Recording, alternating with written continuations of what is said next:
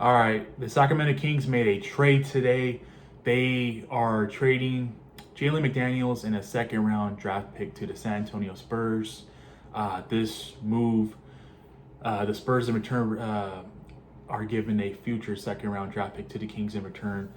This move clears $4 million in cap space and it opens up another roster spot for the Sacramento Kings.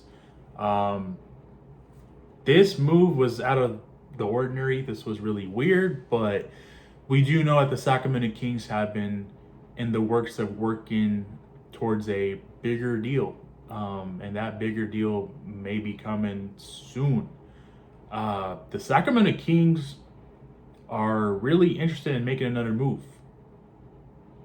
This pops up, and apparently, they are the front runners to land Brandon Ingram or Zach LaVine now. Now, let me repeat that again. The Sacramento Kings are the favorites to land Brandon Ingram, a guy who they were really heavily rumored all summer long this past summer to acquire, and the deal couldn't be done. And now the Kings have created another roster spot open, and it looks like it's been reported that they are aggressively pursuing Brandon Ingram. Um, you know, I look at the Kings roster. It was a blessing to have DeMar DeRozan sign here as a free agent. The fact that he chose the Sacramento Kings really speaks volume of the organization and their current players in De'Aaron Fox and Domantas Sabonis. When you think of the Sacramento Kings, you think of Fox and Sabonis. They're the two stars of the team. And DeMar DeRozan chose to sign here because of that. And now you're telling me if they can somehow land Brandon Ingram in the mix with this roster, this is a coming out of the Western Conference type of move if you're Monty McNair, if you were to land Brandon Ingram along and put him along with Fox, Sabonis, and DeRozan. Now, what's it going to cost you? Man, that's the question right there. What is it going to cost to get Brandon Ingram? What's it going to cost? Can you pull off getting Brandon Ingram without giving up Keegan Murray?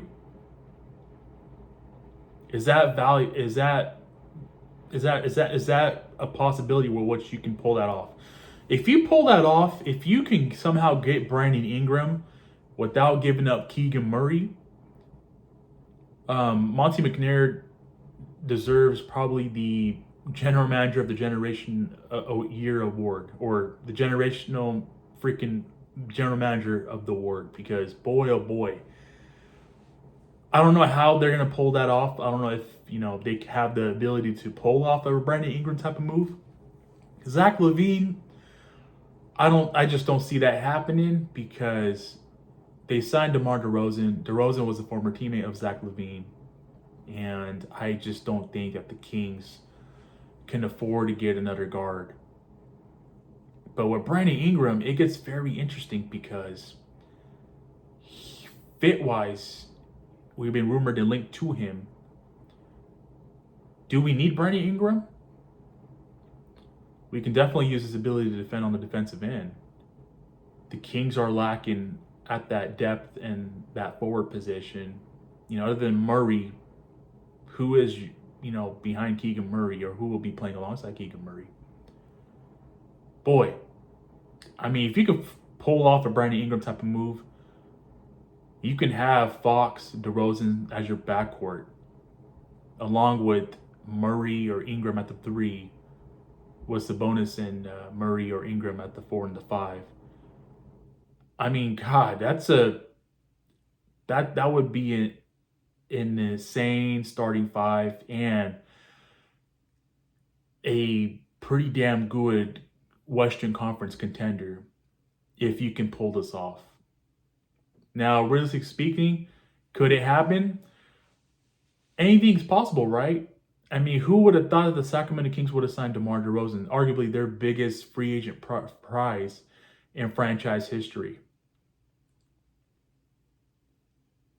Man,